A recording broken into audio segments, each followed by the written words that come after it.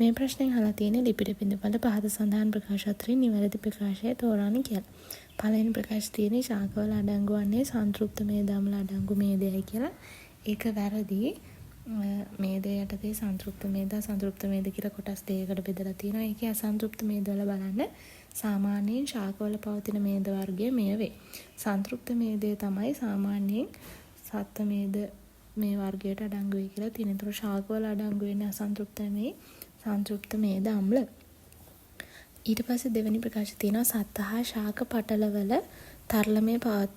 තරලමේ භාවය පවත්වා ගැනීම සඳහා කොලෙස්ටරෝල් දායක වේ කියලා. ඒක වැරදි. මොකද සත්ත්ව පටලවල විතරයි කොලෙස්ටරෝල් තියෙන්නේ. ශාක පටලවල කොලෙස්ටරෝල් නැහැ. ඒක හොඳට මතක තියාගන්න. ඊට පස්සේ තුන්වෙනි එක තියෙනවා සියලුම ලිපිඩවල කාබන්, හයිඩ්‍රජන්, ඔක්සිජන් අඩංගු වේ කියලා.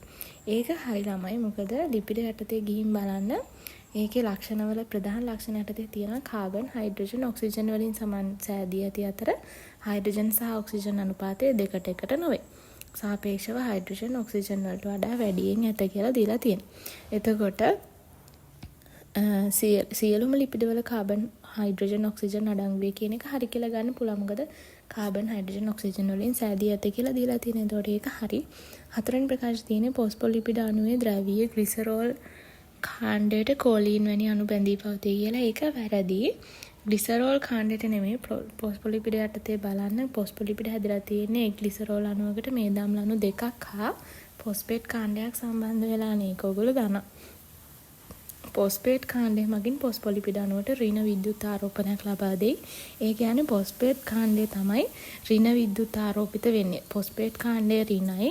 ඒ කියන්නේ ඍණ ද්‍රව්‍යතාවයක් තියෙන්නේ. ඊට පස්සේ අමතර ද්‍රව්‍ය අණුවක් හෝ කුඩා ආරෝපිත අණුවක්ද ෆොස්ෆේට් කාණ්ඩයට බැඳී ඇත. උදාහරණය කෝලීන්. එතකොට ද්‍රවීය ග්ලිසරෝල් කාණ්ඩයට කෝලීන් වැනි අණු බැඳී පවතිනවා කියන එක වැරදි. ද්‍රවීය ෆොස්ෆේට් කාණ්ඩයට තමයි කෝලීන් වැනි දාන අණු බැඳෙන්නේ. මොකද යා ඍණ නිසා. පස්වෙනි ප්‍රකාශයෙන් තියෙන්නේ ස්ටෙරොයිඩ් සංශ්ලේෂණය රළු අන්තප්ලාස්මීය ජාලිකා හරහා සිදුවේ කියලා. එතන බලන්න සිනිඳු ඒක වැරදි. මොකද සිනිඳු අන්තප්ලාස්මීය ජාලිකා යටතේ බලන්න තෙල්, ස්ටෙරොයිඩ් සහ ෆොස්ෆොලිපිඩ යන ලිපිඩ සංශ්ලේෂණය කරයි. රළු අන්තප්ලාස්මීය ජාලිකා යටතේ ස්ටෙරොයිඩ් සංශ්ලේෂණයක් වෙනවා කියලා දීලා නැහැ. එතකොට එතන සිනිඳු අන්තප්ලාස්මීය ජාලිකා වෙන්න ඕනේ. ඒ නිසා ඒක වැරදි. මේකට උත්තරේ 3.